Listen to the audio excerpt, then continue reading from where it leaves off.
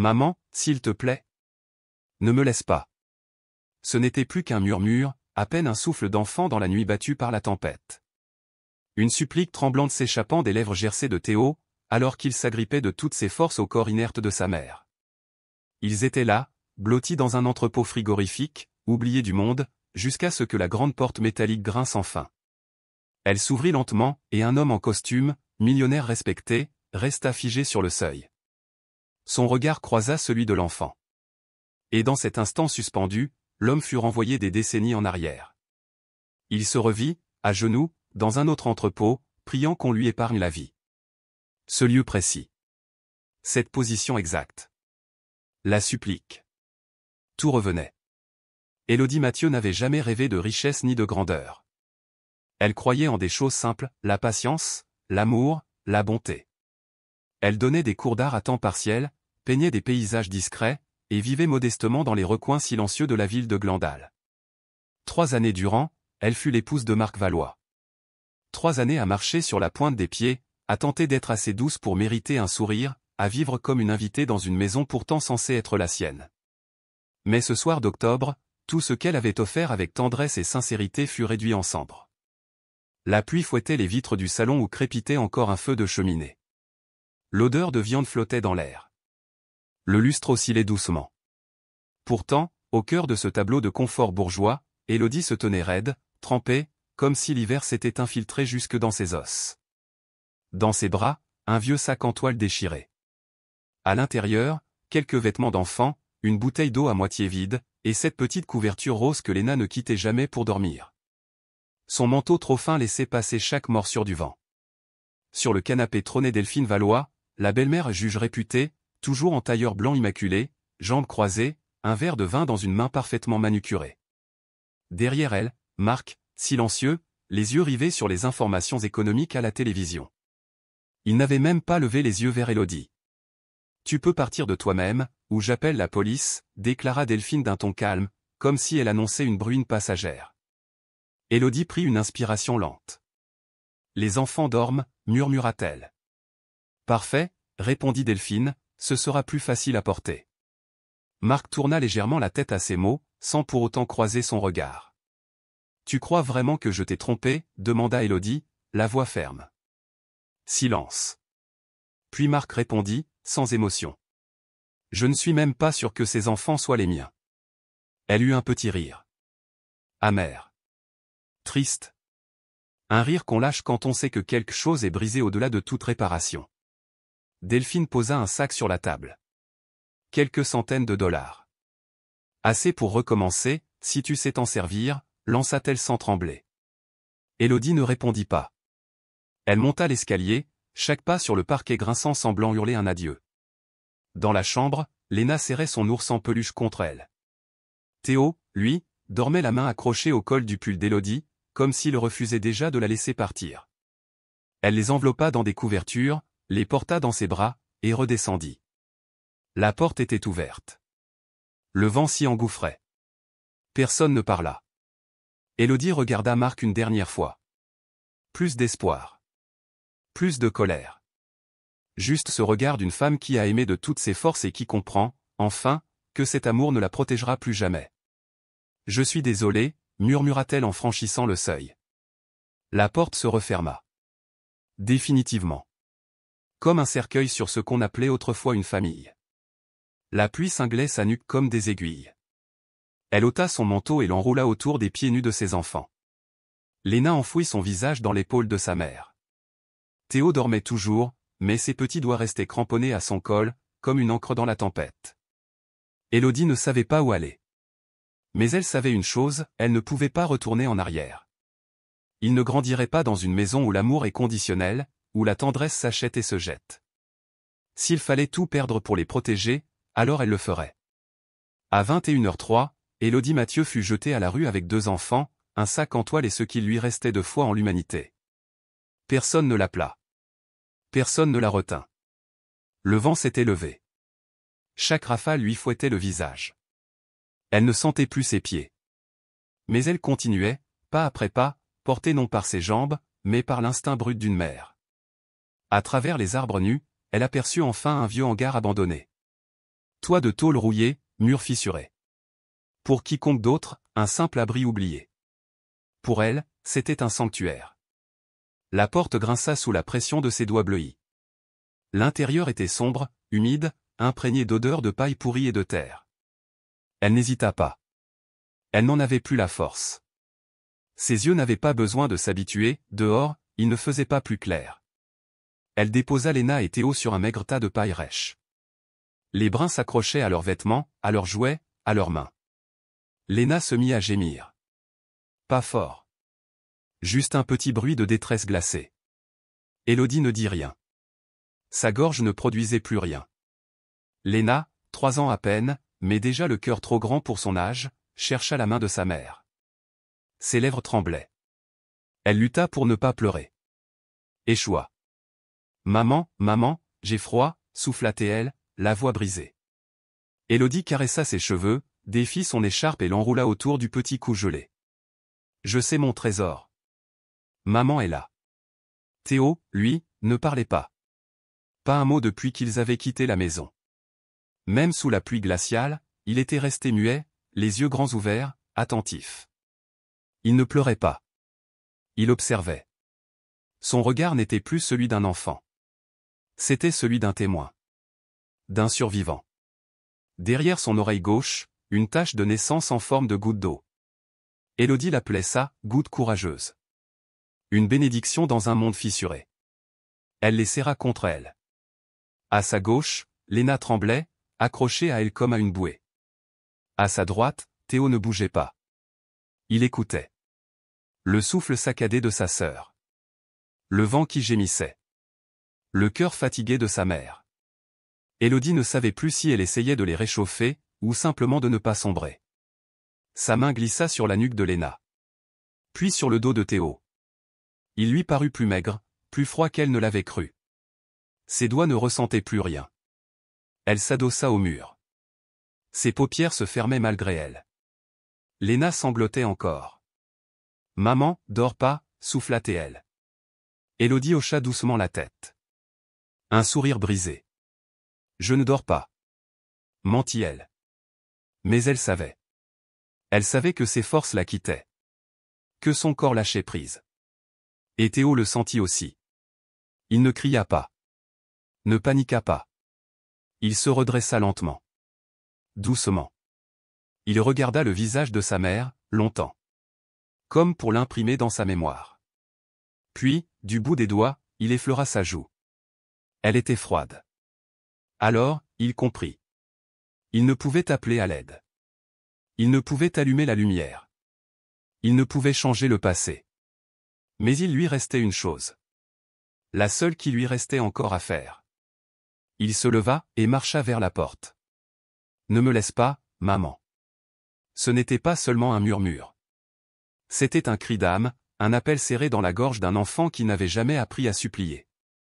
Une phrase simple, prononcée avec la force du désespoir, et pourtant assez puissante pour percer la nuit comme un éclat de lumière dans les ténèbres. La cabane resta plongée dans l'obscurité. La pluie tambourinait encore sur le toit, indifférente, obstinée. Mais dans cet espace suspendu entre la peur et l'espérance, un battement de cœur d'enfant, aussi fragile soit-il, fut assez fort pour faire basculer le destin de 3 êtres. C'était la première nuit froide de la saison. Un Range Rover noir descendait lentement l'ancien chemin boueux qui menait à la ferme des Granches. Ses phares fendaient les rangées de pins dénudés, révélant l'ombre d'une bâtisse vieillissante dressée au centre d'une cour ouverte. La pluie venait tout juste de cesser, mais le sol restait détrempé, et un silence étrange planait sur la vallée, comme si même la nature retenait son souffle. Au volant, Julien Granche, 45 ans. Un homme à succès, millionnaire autodidacte dans le domaine de la biotechnologie, habitué au salon doré de Manhattan et au conseil d'administration du monde entier. Mais autrefois, Julien n'était qu'un enfant sans nom, sans foyer, sans famille pour le réclamer. La seule chose qui avait un jour ressemblé à un refuge pour lui, c'était cette ferme. Recueilli à l'âge de 6 ans par un fermier taciturne après une tempête, Julien avait grandi ici jusqu'à la mort de cet homme, alors qu'il avait 19 ans. Ce jour-là, il était parti sans jamais se retourner. Jusqu'à aujourd'hui. Le SUV s'arrêta devant le vieux perron. Julien coupa le moteur, mais resta figé. L'éclairage intérieur du véhicule révéla un visage tendu, presque figé par l'émotion. Pourquoi un homme comme lui reviendrait-il ici, après toutes ces années? Il ne le savait peut-être pas lui-même. Seulement, une part de silence en lui, une faille qu'aucun succès n'avait comblée, l'avait poussé à revenir là où tout avait commencé, pour affronter ce qu'il avait enfoui. Il ouvrit la portière. L'air glacé s'engouffra. Il remonta le col de son manteau et descendit. Une silhouette l'attendait sur le perron, Maggie Jean, la gouvernante. Cinquantaine solide, regard franc, main calleuse et cœur resté fidèle à cette terre abandonnée. Elle avait veillé sur l'homme qui avait élevé Julien, et elle était restée après sa mort. « Bienvenue à la maison, Nat, dit-elle en esquissant un sourire. Ça sent toujours le vieux foin, et c'est toujours aussi glacial. Je ne me souviens pas qu'il ait jamais fait chaud ici, répondit-il en fixant l'obscurité au fond du jardin, là où le vieux cabanon de bois se devinait à peine. Elle l'invita à entrer. Dans la cuisine, une légère chaleur flottait encore. Le feu crépitait dans la cheminée. Une tisane au gingembre l'attendait, posée sur la table, un geste fidèle de Maggie. Mais Julien resta debout. Il ne toucha pas la tasse. Ses yeux restaient rivés sur la fenêtre. « J'ai entendu un bruit étrange, » murmura Maggie. « J'ai pensé à un chat errant, mais ça ressemblait à un enfant. Ça venait du cabanon. » Julien ne répondit pas. Mais ses doigts se crispèrent lentement autour de la tasse. Son regard s'était déjà évadé, très loin, dans un passé qu'il n'avait jamais su dompter. « Tu veux que j'aille voir ? » ? « Non, j'y vais. » Il remit son manteau. Ses chaussures étaient encore humides. Le ciel, bas et chargé de brume, semblait s'écraser sur la vallée. Le vent mordait son visage tandis qu'il avançait, pas à pas, vers la silhouette sombre du cabanon. Rien n'avait changé. Bois penché, tôle rouillée, odeur d'humidité. Chaque pas lui coûtait, non par peur, mais parce qu'il savait. Cette fois, il y aurait quelqu'un de l'autre côté. Sa main se referma sur la poignée. Il la tourna. Un grincement sinistre fendit le silence. Julien resta figé. L'air moisi, la paille humide, le poids d'une présence humaine envahirent ses sens. Mais ce qui le figea, ce fut la scène, une femme frêle, affaissée contre le mur. 2 enfants. Une petite fille dormait profondément. Un garçon, lui, était éveillé. Il regardait Julien droit dans les yeux. Il ne sursauta pas. Il ne sembla ni effrayé, ni soulagé. Seulement, présent. Comme s'il demandait, sans un mot, « Qui es-tu ? Et que vas-tu faire ?» Julien entra. Chaque pas était un retour en arrière. Il s'était déjà allongé là, dans cette paille glacée, recroquevillé, tremblant, ne sachant pas s'il survivrait à la nuit. À l'époque, personne n'avait ouvert la porte. Aujourd'hui, c'était lui. Il s'agenouilla, retira son manteau, le posa délicatement sur les épaules de la femme et des enfants. Ses mains tremblaient, non à cause du froid, mais parce qu'il touchait une blessure ancienne qu'il n'avait jamais guérie. Peut-être qu'il ne pouvait pas réparer son passé. Mais il pouvait empêcher quelqu'un d'autre de revivre le même abandon. Élodie respirait faiblement, mais elle respirait. La petite Léna bougea dans son sommeil. Le garçon, Théo, restait silencieux. Julien posa une main douce sur son épaule. Théo ne bougea pas. Entre eux, entre cet homme jamais choisi et cet enfant qui ne savait pas encore en qui croire, s'installa un silence plus éloquent que toutes les paroles. « Je suis là maintenant, » dit Julien d'une voix basse, mais ferme. « Tu n'as plus rien à craindre. » Théo, sans répondre, hocha imperceptiblement la tête. Julien souleva Élodie sur son dos, prit Léna dans ses bras, puis se tourna vers Théo. « Tu peux marcher ?» L'enfant fit un pas, puis un autre, s'agrippant à l'ourlet du manteau de sa mère, comme il l'avait fait toute la nuit. Dehors, Maggie avait déjà ouvert la portière du SUV. La lumière éclaira le visage pâle d'Élodie. Elle ne posa aucune question. Elle glissa une couverture sèche, une serviette chaude, et un sachet de tisane dans un sac en papier. Le geste simple et compatissant de quelqu'un qui sait que, parfois, le silence est la réponse la plus douce à la détresse. Quand le SUV repartit, ses phares balayèrent les herbes humides. La porte du cabanon resta entr'ouverte. Un souffle de vent s'y engouffra, emportant un brin de paille, la dernière trace de leur passage. Dans la voiture, Théo gardait les yeux ouverts. Il se retourna, jeta un dernier regard à la cabane. Le vent hurlait toujours, mais il n'avait plus rien de menaçant. À côté de lui, Julien posa une main ferme sur l'épaule d'Élodie. Lui aussi regardait en arrière. Non vers le bâtiment, mais vers une part de lui-même qu'il venait de retrouver. Il existe des portes que certaines âmes passent leur vie à espérer voir s'ouvrir.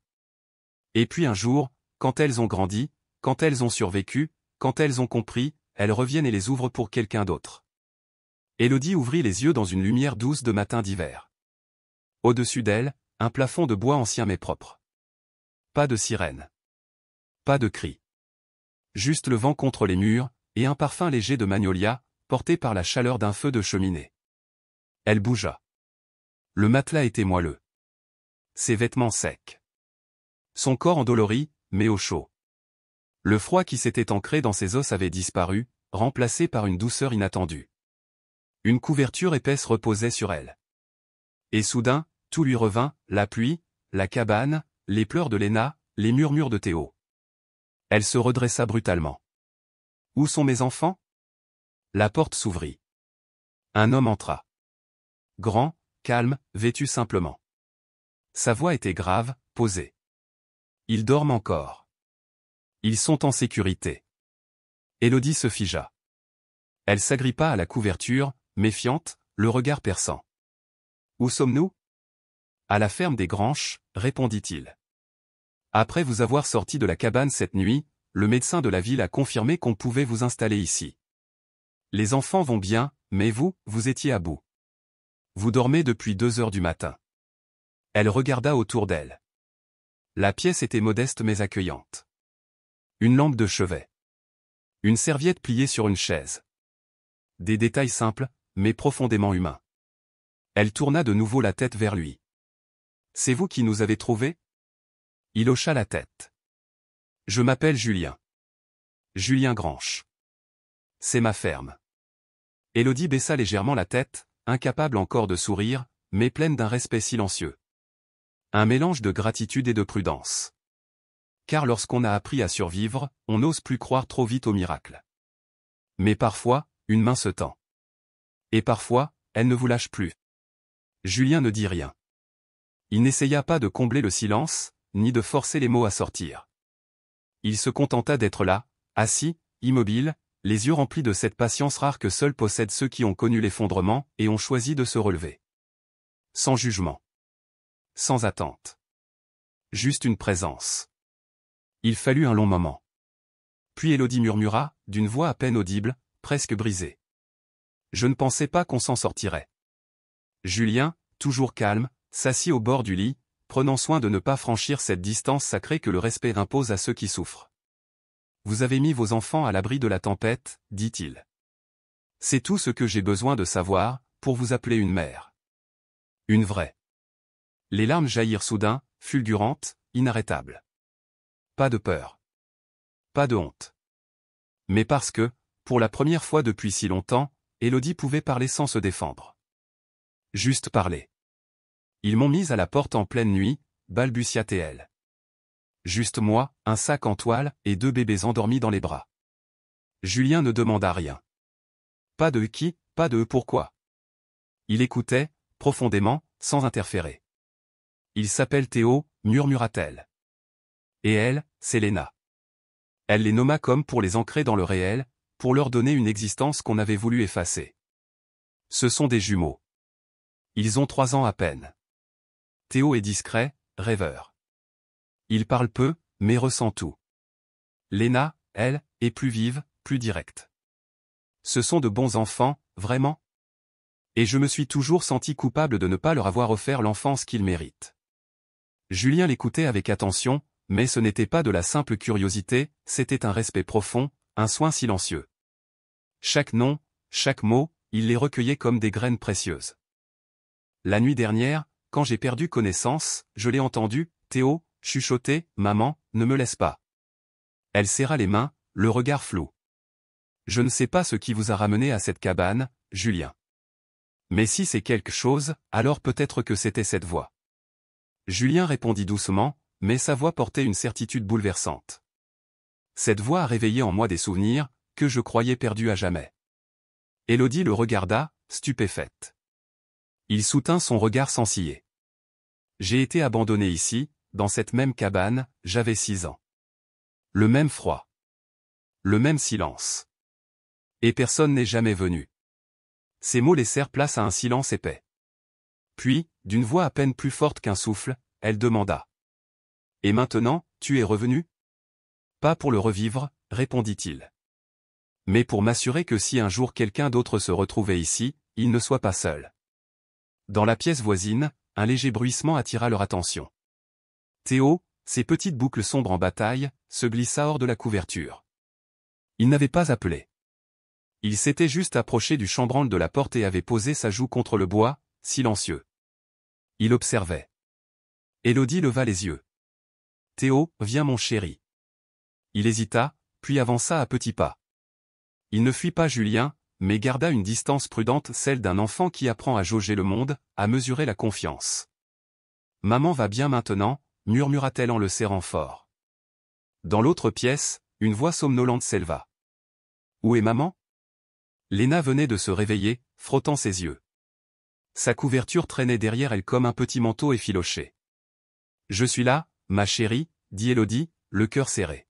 « Maman est là. » Léna courut vers elle et se jeta dans ses bras. Elle s'y accrocha comme si elle n'allait plus jamais la lâcher. Julien recula légèrement. Ce moment n'avait pas besoin de lui. Il avait rempli son rôle, être là.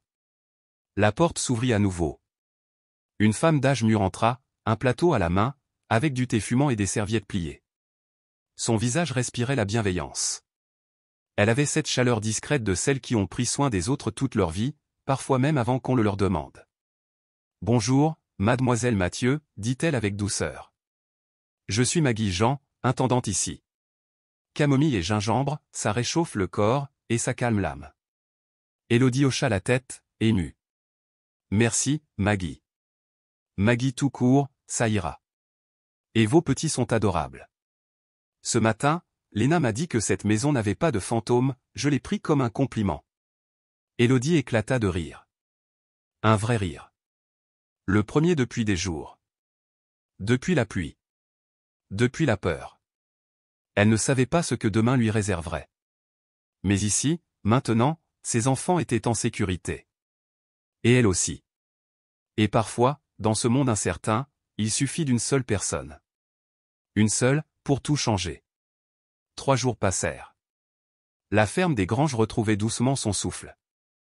Léna, allongée sur un tapis dans le salon, gribouillait sur un morceau de carton. Maggie lui déposa une assiette de biscuits et retourna essuyer la table. Théo, toujours silencieux, restait à proximité de sa mère. Ses yeux ne la quittaient jamais. Élodie, elle, pliait du linge avec Maggie. Ses gestes étaient plus fermes, plus assurés. Son visage était encore pâle, mais son regard avait changé. Il y avait de la lumière à nouveau. Maggie jeta un œil vers les enfants. Léna est facile à aimer, et Théo, il me rappelle beaucoup le patron quand il était petit. Élodie la regarda. Julien ? Oui. Il parlait peu, lui aussi. Mais sa tête était remplie d'histoires. Quand il est arrivé ici, il n'a pas dit un mot pendant 3 mois. Juste assis près de la fenêtre, à regarder le monde passer, toujours très loin. Un silence s'installa. Je ne sais pas où nous irons après, dit Élodie. Mais je ne peux plus trimballer mes enfants de lieu en lieu. Si c'est possible, j'aimerais rester. Je peux aider. En cuisine, à la lessive. Je n'attends pas qu'on nous garde gratuitement. Maggie sourit. Il faudra en parler à monsieur Julien. Mais je peux vous dire une chose, cette maison, elle n'avait pas été aussi paisible depuis des années. Pas avant que vous arriviez. Ce soir-là, après que les enfants furent endormis, Élodie entra dans le salon. Le feu crépitait doucement. Julien lisait un vieux carnet relié en cuir, une tasse de thé posée à ses côtés. « Tu es encore réveillé ?» demanda-t-elle. « Oui. Tu as quelque chose à dire ?» Elle s'assit en face de lui. Le feu projetait des ombres dorées sur son visage fatigué. « Je ne t'ai jamais remercié. Pour tout. Pour nous avoir accueillis. Pour ne pas avoir posé de questions. Même quand on est arrivé, de nulle part. » Julien hocha la tête, toujours sans la regarder directement. « J'ai toujours détesté qu'on me pose des questions, alors maintenant, je n'en pose pas. Nous n'avons nulle part où aller. Si c'est possible, j'aimerais rester. Je ferai ma part. Je n'ai pas de talent particulier, mais je n'accepterai pas que quelqu'un nourrisse mes enfants sans rien donner en retour. Il la fixa longuement. Il n'y avait pas de jugement. Juste un silence plein. Cette maison était froide, dit-il enfin. Pas à cause de l'hiver. Mais parce qu'elle manquait de vie. De vraie vie. Toi et les enfants, vous pouvez rester. Aussi longtemps que nécessaire. Élodie sourit, timidement. Mais c'était un vrai sourire. Un soir, après le dîner, Julien s'était assis par terre avec les enfants. Léna brandissait un crayon comme un trophée, et Théo riait doucement. Élodie les observait, figée. Ses enfants riaient. Pas un rire nerveux. Pas un rire de façade. Un vrai rire. Un bonheur simple. Même Maggie le remarqua. Elle s'approcha d'Élodie et lui glissa. Il y avait bien longtemps que cette maison, ou cet homme, n'avait connu une chaleur pareille. Et pour la première fois depuis des années, Élodie sentit qu'elle n'était plus seulement une survivante.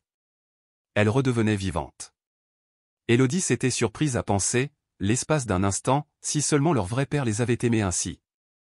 Cette idée la frappa comme un souffle glacé au creux de la poitrine. Maggie, assise près d'elle, perçut immédiatement ce regard perdu. Elle posa sa main sur celle d'Élodie, avec une douceur ferme. « Va vers eux, murmura-t-elle. Ton cœur a besoin de guérir. Et tu mérites, Élodie, tout le bien que ce monde a encore à offrir. » Élodie releva les yeux. Dans leur éclat humide se mêlaient reconnaissance et douleur, espoir et fatigue. Elle hocha la tête, incapable de parler, et sentit pour la première fois depuis des années une chaleur humaine l'envahir doucement.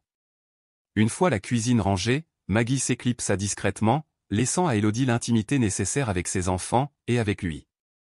Elle s'approcha lentement du salon, essuya d'un revers de main une larme qui avait coulé. Une larme étrange, née à la fois du chagrin profond et d'un début de paix inattendu. Elle s'assit près des enfants, les regarda longuement, puis tourna son visage vers Julien. Pas par faiblesse. Pas parce qu'elle était brisée. Mais avec cette voix basse et droite que prennent ceux qui décident de ne plus avoir honte, elle parla. Elle parla de Marc. De l'homme charmant, brillant même, lors des premiers mois. Du masque qui était tombé lentement après le mariage. Elle évoqua sa belle-mère, Delphine, toujours élégante et froide, qui la traitait comme une tache sur le linge de famille. Elle raconta les nuits passées dans le couloir, recroquevillées, les deux bébés blottis contre elle pendant que Marc, ivre, hurlait seul dans leur chambre. Puis, elle parla de cette nuit-là. Celle où il l'avait jetée dehors sans un mot, sans remords, juste elle, un sac, un biberon, et la vieille couverture des jumeaux. Julien ne parla pas. Il l'écoutait. Mais dans le silence de son corps, dans la manière dont ses bras restaient croisés sans tension, dans la façon dont son regard restait fixé sur ses doigts tremblants, il transmettait plus que 1000 mots. Dans sa posture, il reconnaissait quelque chose. Quelque chose de lui-même. Cette façon de se crisper en parlant, il la connaissait. Il l'avait vue, un jour, quand il n'était qu'un petit garçon regardant à travers les planches fendues d'un vieux hangar. Une petite fille, aux cheveux emmêlés, s'agrippait à la robe de sa mère. Il ne savait pas pourquoi ce souvenir remontait maintenant. Mais son cœur, lui, savait. Le lendemain matin, la pluie tambourinait doucement sur les vitres.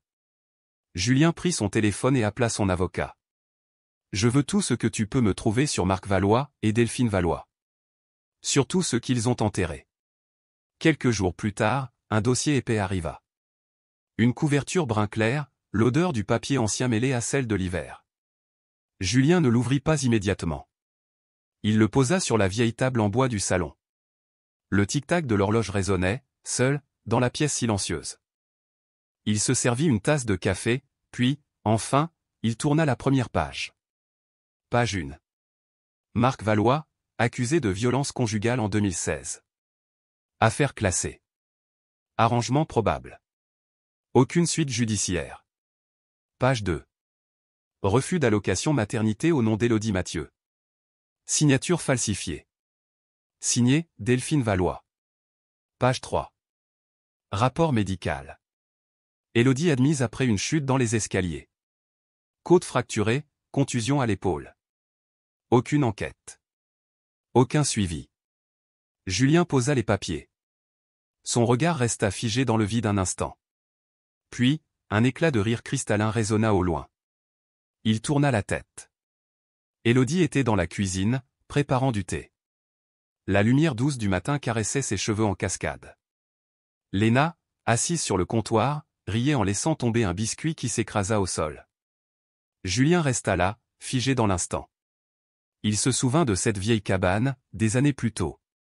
Il avait 6 ans. Il avait regardé, sans pouvoir sortir. Mais cette fois, il ne laisserait personne derrière une porte. Élodie entra dans le salon. Elle aperçut le dossier ouvert. Julien ne dit rien. Il fit simplement glisser les documents vers elle. Elle ne les toucha pas tout de suite. Elle lut la première ligne. Ce fut suffisant. Elle comprit, quelqu'un avait sorti le passé de l'ombre. Elle s'assit. Tourna chaque page en silence. Chaque ligne était comme un point de suture. Pas une douleur vive, mais un pansement sur une plaie laissée béante depuis 3 longues années. Sa main tremblait. Mais ses yeux restaient clairs. Enfin, elle leva le regard. Sa voix était stable. Tranchante de vérité.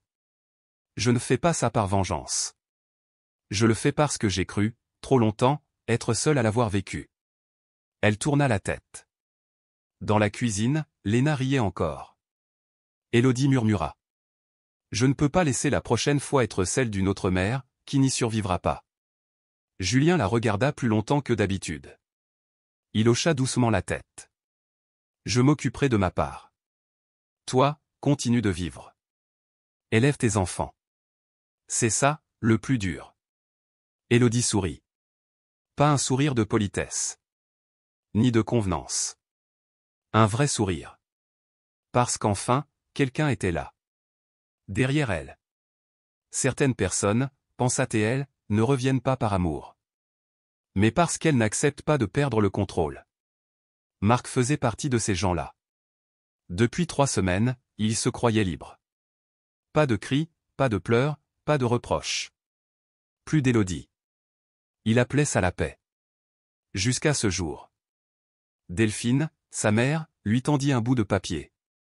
Quelqu'un de l'église m'a transmis ceci.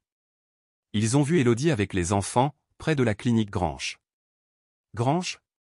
Répéta Marc. Oui, répondit Delphine. La ferme de Julien Grange. Tu sais, celui de la couverture du magazine Regenerative Farming. Marc ne répondit rien. Mais ce soir-là, il appela un détective privé. Retrouve mon ex-femme. Élodie Mathieu. Comté de Grange. 2 enfants jumeaux. Qu'est-ce que vous cherchez exactement, demanda l'homme. L'homme avec qui elle vit. 3 jours plus tard, un rapport arriva. Une photo, Élodie, les enfants dans les bras, dans un jardin. Théo, à côté d'un potager, assis près d'un homme grand, affûtant une charrue sous le porche. Image granuleuse, mais assez claire pour faire mal. En pièces jointes, un dossier sur Julien Grange. Marc serra les dents, cigarette entre les doigts. Il esquissa un rictus amer. Elle sait les choisir, ses appuis. Il monta dans son SUV. À la ferme, l'air était calme. L'hiver agitait doucement les branches nues des pins. Léna, sur le porche, alignait des glands. Théo, concentré, sculptait une cuillère en bois. Élodie les observait par la fenêtre. Pas de maquillage. Pas de tension. Juste un matin tranquille. Jusqu'au bruit des pneus. Léger. Mais suffisant. Théo fut le premier à lever les yeux. Léna tourna la tête vers sa mère. Élodie posa son verre. S'essuya les mains. Le portail n'était pas fermé. Un SUV noir entra, creusant la terre rouge. Marc descendit. Chemise blanche, cheveux plaqués. Une boîte de biscuits d'une main. Un cadeau enfantin de l'autre. Élodie, dit-il, voix douce, comme une fumée lourde. Élodie sortit. Son corps se tendit un instant, puis avança. Les enfants, instinctivement, la suivirent. Tu as bonne mine, dit Marc. Ce n'est pas l'image que j'avais gardée de toi. Élodie resta muette. Que fais-tu ici, demanda-t-elle. Voir mes enfants. Depuis quand te souviens-tu qu'ils sont les tiens? Je comprends que tu sois en colère. Mais ça ne te donne pas le droit de me les cacher. Je suis leur père. La loi. Un craquement discret. Julien sortit. Il se plaça aux côtés d'Élodie. Sa main sur son épaule. Ferme. Paisible. Comme un mur entre elle et le passé. Je suis Julien Granche, dit-il. Le propriétaire ici. Si vous avez des affaires à régler, passez par un avocat. Marc leva les yeux. Un rire sec. Donc c'est ça. T'as trouvé un vieux riche à la ferme? Élodie ne répondit pas. Elle n'en avait plus besoin. Il ne méritait plus ses mots. Ni sa peur. Ni sa colère. Juste son silence. Ta fille gisait au sol, et maintenant tu débarques avec des biscuits, pensant que ça fait de toi un père? Lança Élodie d'une voix glaciale, le corps tendu entre rage et désespoir. J'ai dit que j'étais désolé, tenta Marc. Et tu ne pourras pas me les cacher éternellement. Depuis l'intérieur de la maison, un sanglot résonna. C'était Léna. Théo apparut à la porte. Sa petite main crispée agrippait le chambranle, son visage était tendu. Ne le laisse pas entrer, maman, dit-il d'une voix basse, mais chaque syllabe tranchait l'air comme une lame. Marc se tourna vers lui, forçant un sourire maladroit. Théo, c'est papa. Je suis juste venu vous voir. Mais Théo ne bougea pas. Il recula, serrant Léna contre lui comme un rempart silencieux. Élodie s'avança alors, se postant entre Marc et ses enfants, droite et solide malgré le tremblement de ses mains. Tu n'as plus le droit d'entrer ici. Et surtout, tu n'as plus le droit de les appeler tes enfants. Tu ne les as pas élevés, tu ne les as pas protégés. Tu n'as même jamais pris la peine de savoir s'ils étaient encore en vie. Alors, qu'est-ce que tu es vraiment pour eux? Le visage de Marc rougit sous l'effet de la colère contenue. Je vais te poursuivre en justice. Je demanderai la garde. Julien surgit derrière Élodie, et d'un pas tranquille, il se plaça devant la porte, bloquant le passage. Très bien. Alors on se verra au tribunal. Mais jusqu'à ce jour, ne remets plus jamais les pieds ici, à moins de détenir un mandat officiel. Il s'avança d'un pas. Sa voix resta calme, sans colère ni menace. Il n'avait pas besoin de hausser le ton. Il incarnait ce genre d'homme dont la simple présence est une frontière infranchissable. Et si tu poses encore un pied sur cette propriété, je te fais sortir moi-même. Marc le fixa, mâchoire serrée. Puis il tourna les yeux vers Élodie, tentant une dernière intimidation. Tu crois qu'il va te laisser rester ici pour toujours? Élodie le fixa droit dans les yeux. Pas une once de peur. Juste une vérité froide, nue, inébranlable. Plus longtemps que toi, en tout cas. Marc déglutit avec difficulté. Ses yeux rougis fixèrent la maison une dernière fois, non pas avec chagrin, mais avec la haine amère d'un perdant incapable d'accepter sa défaite.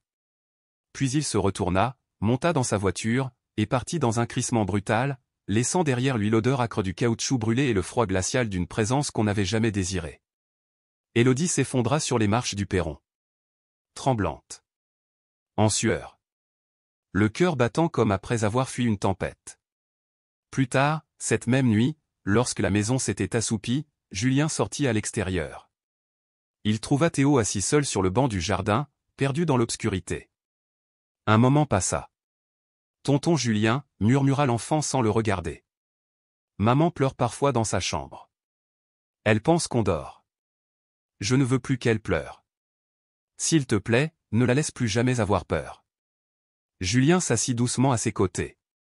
Il ne répondit pas tout de suite. Puis il tendit les bras et serra le garçon contre lui. Léna, à moitié endormie, serrant son oreiller, les rejoignit en silence, se blottissant dans l'étreinte. Julien les enveloppa tous les deux, comme un rempart silencieux. Je te le promets. Plus personne ne fera de mal à ta maman. Jamais. Depuis le seuil, Élodie observait la scène. Figée. Les mains tremblantes. Elle ne fit pas un pas. Elle ne prononça aucun mot. Mais les larmes vinrent. Pas des larmes de faiblesse, non. C'étaient des larmes d'un genre plus rare, celles qu'on verse quand, pour la première fois, on voit quelqu'un d'autre protéger ce qu'on a de plus précieux, à l'instant exact où soi-même, on n'en a plus la force. Le lendemain matin, le ciel était d'un gris d'acier. Le vent s'était levé. De lourds nuages s'accumulaient à l'horizon, accrochant les collines comme une menace silencieuse. Personne ne disait rien, mais tous le ressentaient, une tempête approchait. Sur la table du salon, le dossier juridique concernant Marc et Delphine était ouvert. Julien tournait les pages, l'expression sombre. L'épreuve devenait plus accablante à chaque ligne. Élodie se tenait derrière lui, une main crispée sur le dossier d'une chaise. « Il est temps » murmura-t-elle. Julien leva les yeux et hocha doucement la tête. « Oui. Il est temps d'arrêter de fuir. » À l'aube, la ferme des Granges était inhabituellement silencieuse. Ce n'était pas la paix, mais une sorte de calme en suspension. Tout le monde était levé. Personne ne parlait vraiment. On savait. Maggie préparait le petit déjeuner. Pain de maïs, œufs durs. Léna mangeait par petites bouchées. Théo faisait tourner sa cuillère, la tête baissée, mais les yeux fixés sur la porte. Maggie posa une main rassurante sur son épaule. « Ne t'inquiète pas, mon cœur. Ta maman et ton oncle Julien savent ce qu'ils font. Ils feront ce qu'il faut. » Théo leva lentement les yeux vers elle. Sa voix était douce. Mais son ton n'avait rien d'enfantin. « Je veux y aller. » Élodie, qui se tenait dans l'encadrement de la porte, entendit tout. Elle s'approcha, s'agenouilla devant son fils. « Il y aura beaucoup de monde. Ce sera peut-être bruyant. Et certains diront des choses, très dures. » Mais Théo la fixa droit dans les yeux. Et dit une phrase qui glaça toute la pièce. « Je n'ai pas besoin de parler. Mais si je suis assis à côté de toi, ils sauront que tu n'es pas seul. » Personne ne dit un mot. Maggie se leva, alla chercher 2 écharpes, les passa autour des épaules des enfants, puis dit, d'une voix douce comme une bénédiction. « Alors aujourd'hui, on y va tous. Personne ne reste derrière. » Tribunal du comté de Jefferson.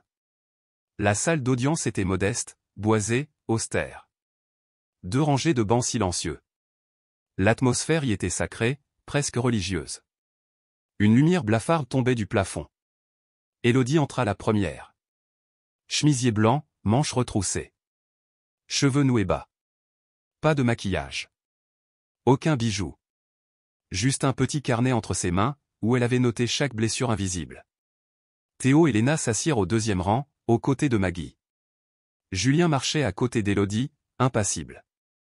Mais ses yeux brûlaient d'une détermination silencieuse. Marc était déjà là. Costume noir. Cravate rouge.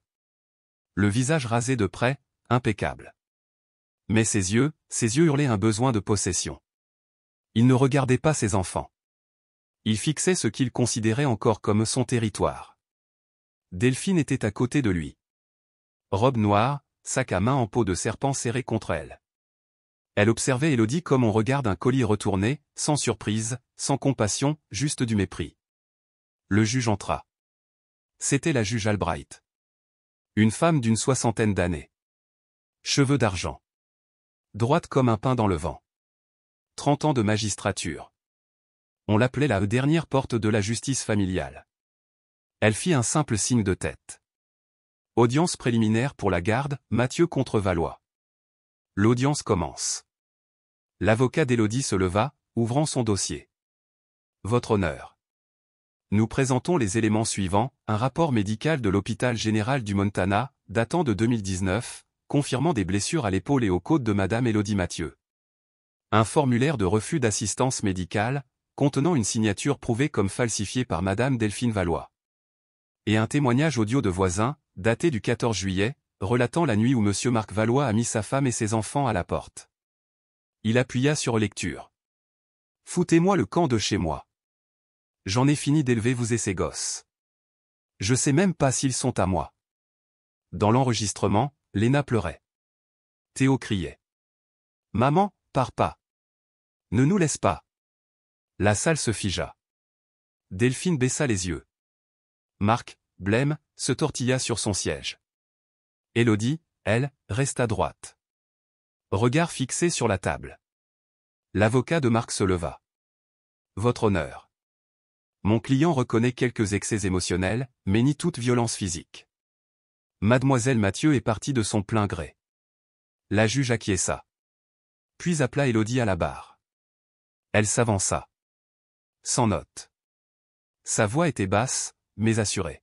« Je ne suis pas parti par colère. Je suis parti parce que je ne pouvais pas laisser mes enfants apprendre à répondre au silence par la violence.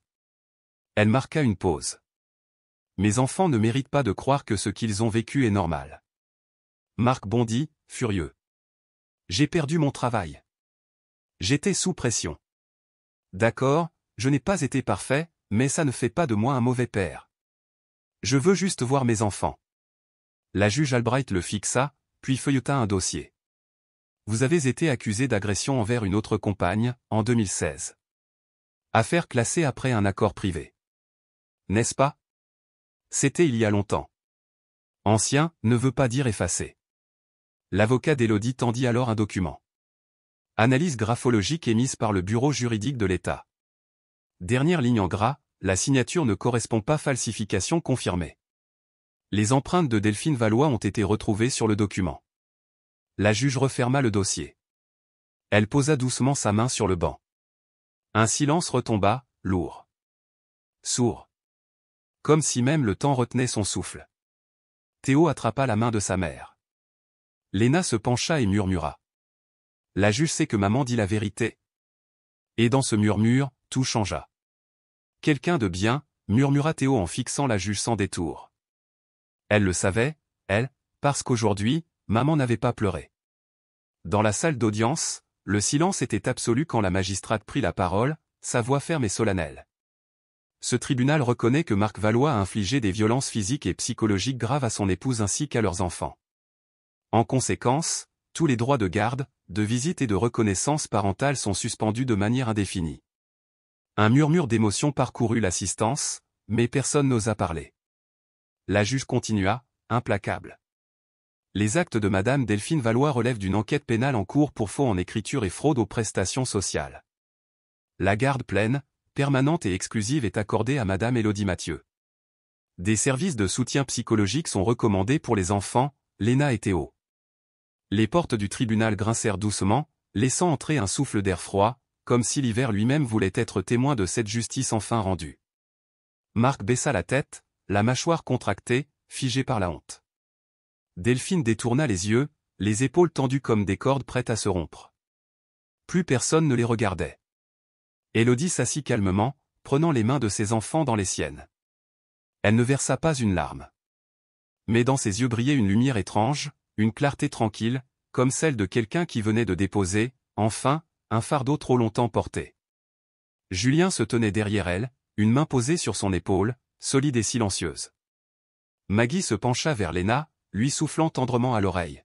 « Ta maman l'a fait, ma chérie. » Théo tourna la tête vers sa mère, puis vers les portes du tribunal à travers lesquelles se répandait la lumière douce du couloir.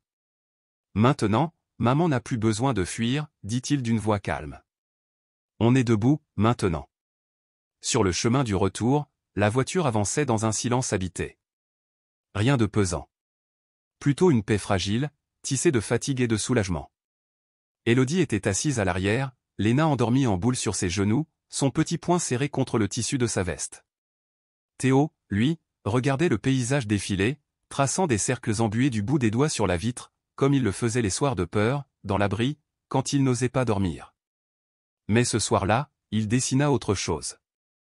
2 bras tendus, reliés à d'autres bras. 4 silhouettes, maladroites mais unies. « J'ai dessiné notre famille, murmura-t-il. Élodie passa doucement sa main dans ses cheveux. Elle ne répondit pas, mais un sourire naquit sur son visage, un vrai sourire, le premier depuis si longtemps, sans qu'il ne soit retenu par les larmes. À travers les pins clairsemés, la ferme apparut enfin. Il était un peu avant 13 heures. L'air sec du Montana semblait plus pur, presque neuf. Le soleil caressait les toits d'argent d'une lumière blanche et froide. Maggie fut la première à sortir de la voiture. Dans ses bras, une vieille écharpe de laine. Elle s'arrêta un instant, balayant du regard la terre familière, comme pour en respirer le parfum oublié. « On est rentré, dit-elle doucement.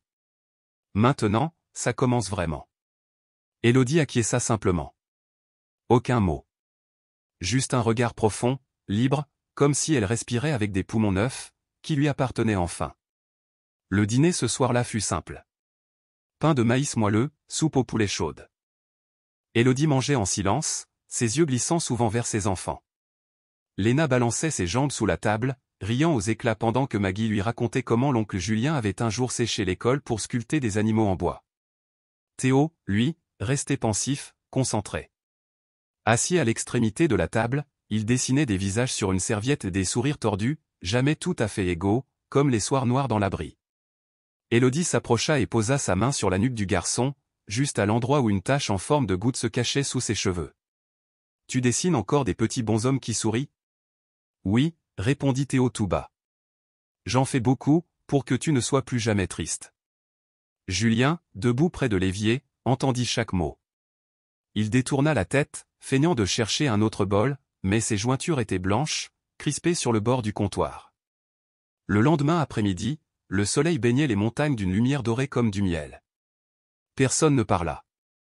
Mais tous les quatre se dirigèrent ensemble vers l'ancien abri. Maggie portait un panier d'osier, Élodie une balayette en bois. Léna tenait sa boîte de crayons, Théo une feuille pliée contre sa poitrine comme un trésor. L'abri était toujours là, modeste, réparé. Le toit en tôle avait été changé, le bois renforcé. Pourtant, à l'intérieur, quelque chose flottait encore, une mémoire suspendue, indéfinissable. Élodie entra la première. Ses doigts effleurèrent le chambranle, comme pour saluer un fantôme. L'air n'avait plus l'odeur du renfermé, mais un frisson restait, comme une cicatrice invisible. Julien s'avança à son tour, tenant une plaque de bois poli. Sur sa surface lisse, des mots gravés à la main. Personne ne sera laissé derrière. Il la posa doucement contre le mur. Le son fut discret, mais il résonna comme une promesse. Élodie se mit à balayer. Chaque coup nettoyait non seulement la poussière, mais un PAN de son passé. Maggie ouvrait de vieilles boîtes, triait les tissus, repliait les souvenirs d'une autre vie. Léna, assise en tailleur près de la porte, dessinait un grand soleil jaune sous le seuil, fredonnant une mélodie oubliée. Théo, lui, déplia son dessin. Un visage encore imparfait, mais en dessous, un cœur rouge débordant des contours. Il le scotcha au mur de bois. Personne ne lui demanda pourquoi.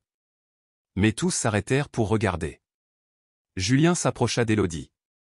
Ses yeux scrutaient la pièce, comme s'il cherchait à dire ce qu'il gardait en lui depuis longtemps. « Il y a quelque chose que je veux te dire, depuis très longtemps. » Élodie leva les yeux, agenouillée encore, les mains pleines de sueur. Leurs regards se croisèrent. Ils étaient là, dans ce même abri, là où ils s'étaient perdus, chacun à leur époque.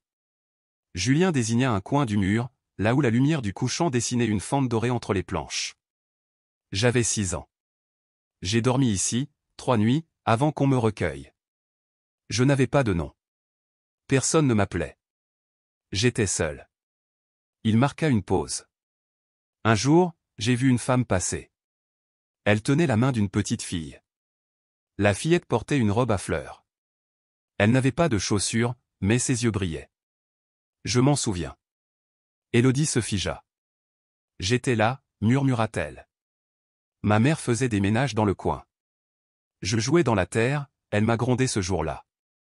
Julien hocha la tête, lentement. Tu sautillais comme si le monde n'avait encore aucune fissure. Je me suis dit, si quelqu'un pouvait juste me tenir la main comme ça, la nuit serait moins froide.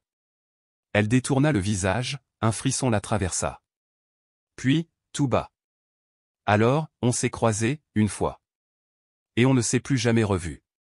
Jusqu'à ce que tu t'effondres, exactement là où moi, autrefois, j'étais allongé. Il fit un pas. Ne la toucha pas. Se contenta de dire. Cette fois, je ne suis plus le garçon derrière le mur. Elle le regarda. Et bien qu'elle ne sourit pas, son regard se fit limpide. Et moi, je ne suis plus la fille qui se perd toujours. Le vent passa doucement par la porte entr'ouverte. Léna tira la main de sa mère. Maman, regarde. J'ai dessiné notre maison. Tu vois, le soleil? Du fond de la pièce, Théo appela. Tonton Julien? Tu peux accrocher mon dessin tout en haut? Je veux que les gens le voient en entrant. Julien hocha la tête. Il prit le dessin, l'accrocha à côté de la plaque. 2 images côte à côte. Un sourire bancal. Un cœur rouge débordant. Et une promesse silencieuse, cette fois, plus personne ne serait oublié. Promesse gravée sur bois, personne ne sera laissé derrière. Ce soir-là, Une fois que Léna s'endormit dans les bras chauds de Maggie, Théo s'installa près de la fenêtre. Il sortit ses crayons, mais pour la première fois, il ne dessina pas un visage solitaire ou un regard triste. Non, cette fois, il traça les contours d'une petite maison, avec une cheminée d'où s'échappait une fumée fine et paisible. Devant la porte, 4 silhouettes, une grande, une aux cheveux longs, et 2 petites. En dessous, d'une écriture encore maladroite mais déterminée, il nota « Notre maison ». Personne laissé derrière. Élodie contempla le dessin en silence. Puis, lentement, elle tourna les yeux vers Julien et murmura. « Demain, je veux repeindre l'abri. Je ne veux plus que ce soit un endroit qui fait peur. » Julien acquiesça, sa voix douce comme une promesse. « J'apporterai la peinture. Et je laisserai la porte ouverte. Certaines maisons n'ont pas besoin d'être reconstruites, seulement d'un peu de lumière et de chaleur, pour qu'on retrouve le chemin. » Et ce jour-là, dans ce cabanon qui avait autrefois enfermé des histoires brisées, 4 âmes se tinrent debout, armées de pinceaux, de rires, de cicatrices anciennes, et d'un cœur tout neuf. Une semaine après l'audience, le Montana changea soudainement de visage. Fini les vents cinglants sous les portes, les givrages matinaux sur les marches. À la place, une lumière d'hiver précoce s'étendait sur les champs de maïs séchés, tandis que les dernières feuilles dorées d'érable résistaient encore à la chute. Élodie ouvrit la fenêtre de la cuisine, laissant entrer la lumière. Le parfum chaud de cannelle, issu des pâtisseries de Maggie, flottait dans l'air. Sur le perron, Léna tournoyait avec sa nouvelle écharpe rouge. Théo, assis à côté de Julien, taillait méticuleusement ses crayons pendant que celui-ci sculptait un cadre en bois pour l'un de ses dessins. « Il ne me semble plus un étranger, » dit doucement Maggie en remuant la soupe sur le feu. « Je croyais que cette maison ne retrouverait jamais cette chaleur. Pas à cause du feu, mais à cause des rires. » Élodie ne répondit pas. Mais ses yeux se posèrent longuement sur la scène, 2 enfants collés contre Julien, éclatant de rire devant un clou tordu mal planté. Quelque chose en elle se mit en mouvement. Ce n'était pas bruyant. Mais c'était profond. Le lendemain matin, Julien surprit tout le monde avec une simple phrase. « Et si on allait en ville aujourd'hui? Acheter quelques affaires pour les enfants et leur nouvelle chambre ?» Léna bondit de joie. « Moi je veux une robe avec des poches à fleurs. Pour y mettre mes cailloux. » Théo ne dit rien, mais hocha la tête avec conviction. Élodie regarda Julien. Il ne posa pas de questions, ne demanda pas la permission. Il dit simplement. « Si on vit comme une famille, alors on devrait faire des choses de famille. » Cela faisait des années qu'Élodie n'avait pas arpenté les rues de la ville sans la sensation d'avoir à fuir.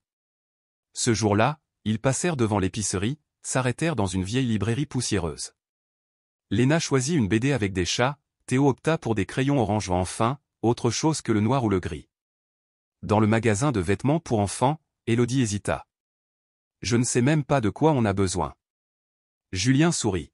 « Alors choisis ce que tu ne t'es jamais autorisé à acheter. » L'après-midi venu, ils rentrèrent avec une voiture pleine à craquer, couverture neuve, cahiers d'école, assiette avec des dinosaures, peinture pour les murs, veilleuse, et 2 paires de bottes bien imperméables pour la neige à venir.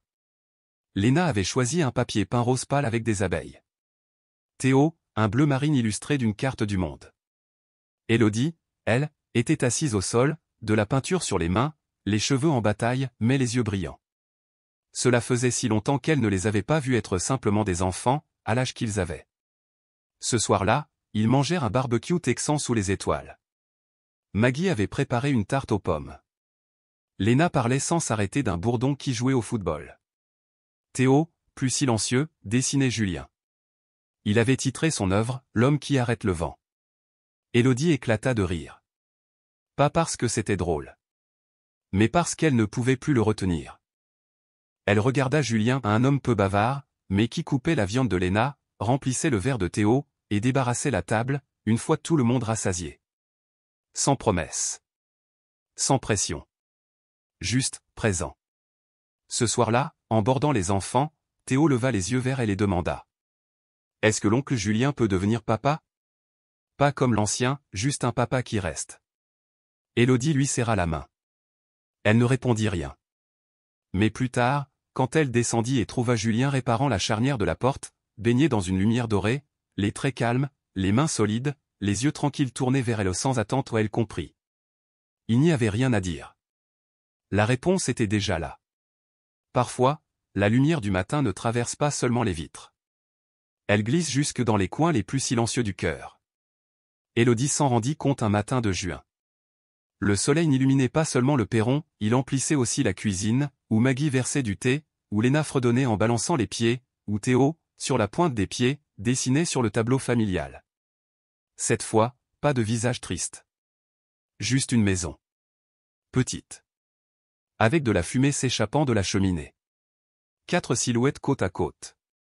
Et dessous, écrit en lettres tremblantes mais sûres. Notre maison. La maison vivait, doucement.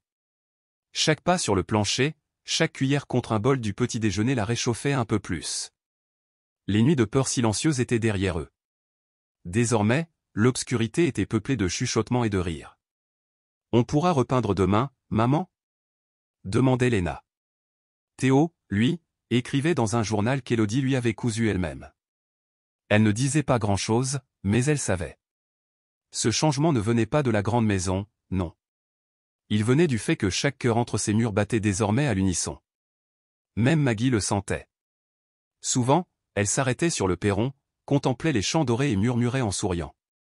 Cette maison n'avait autrefois que le vent dans ses murs. Maintenant, elle a des petits pieds qui courent, des cuillères qui remuent, et ce vieux cœur à moi qui se réveille. Julien parlait peu, lui aussi. Mais il était là. Il réparait le toit du perron, construisait un petit bureau pour les dessins de Théo, descendait les étagères pour que Léna puisse y accéder. Il montrait à Théo comment graver son nom dans une boîte à crayons. Il ne cherchait pas à être un père. Il était, simplement là.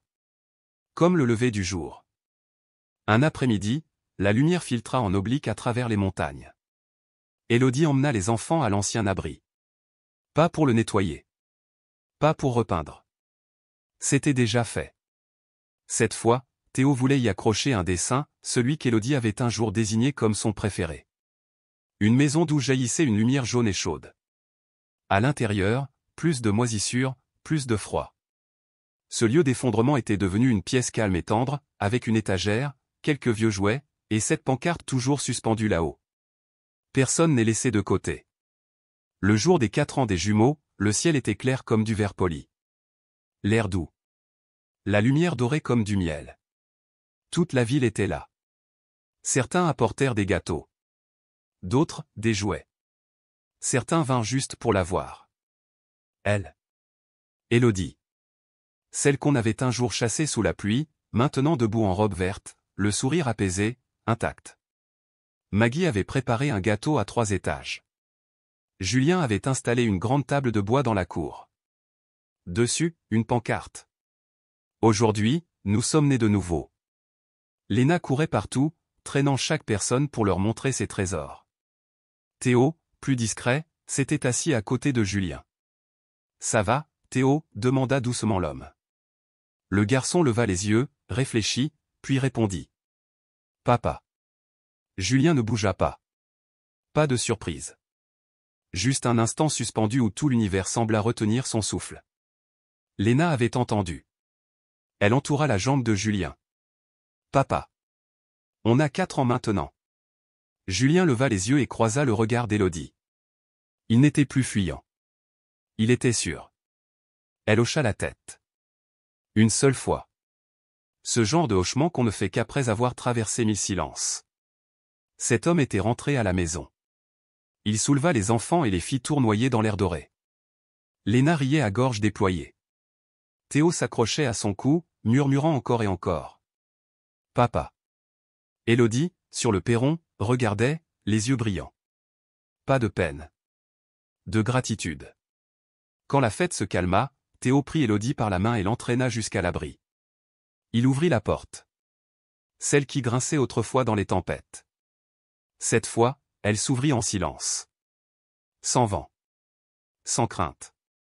À l'intérieur, l'enseigne en bois était toujours là.